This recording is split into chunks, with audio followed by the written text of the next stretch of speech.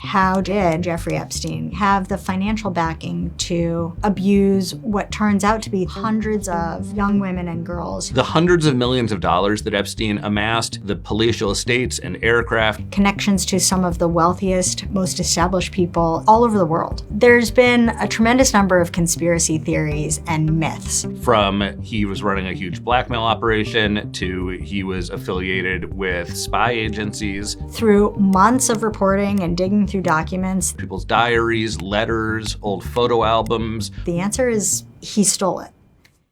The story starts in 1976 when Epstein is a teacher at the Dalton School in Manhattan.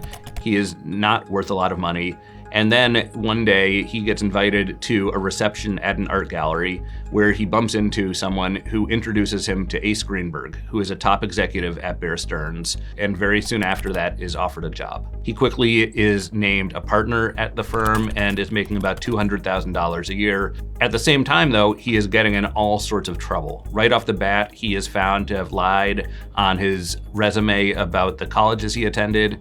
After that, he gets busted for abusing his expense account, spending more than $10,000 on jewelry and clothing for his girlfriend, and even making an improper loan to one of his buddies from high school. But the thing that he has this mastery of is cultivating these relationships with people that are way above him in the hierarchy, and he gets very close very quickly to the firm's top executives. What's remarkable about Jeffrey Epstein's ascent during this time is he faces almost no repercussions. In 1981, he leaves Bear Stearns, and what we found is that he was on his own, engineering small scams left and right. He solicits money for a supposed oil deal, ends up absconding with $450,000 of his client's money. He solicits more money to invest in deals that look a lot like market manipulation. By the late 1980s, he is paired up with a guy named Stephen Hoffenberg, who ultimately gets accused of running a huge Ponzi scheme, which Epstein is apparently linked to, although never officially accused of wrongdoing. At the time, he was very convincing. He was excellent at separating wealthy people, namely men,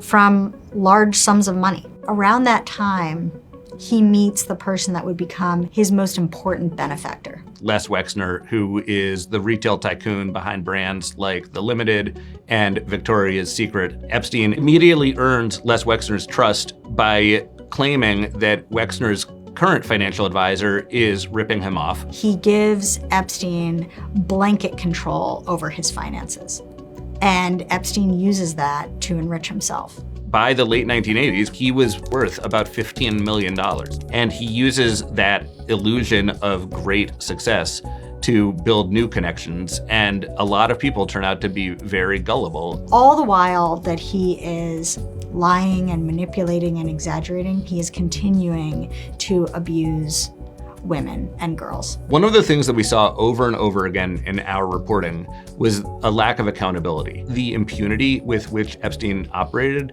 it really emboldened him. And that's a pattern that we saw not just with financial crimes, but also when he began operating this huge sex trafficking operation. He was able to amass this tremendous fortune that gave him the ability to operate above the law. And that's what we saw again and again.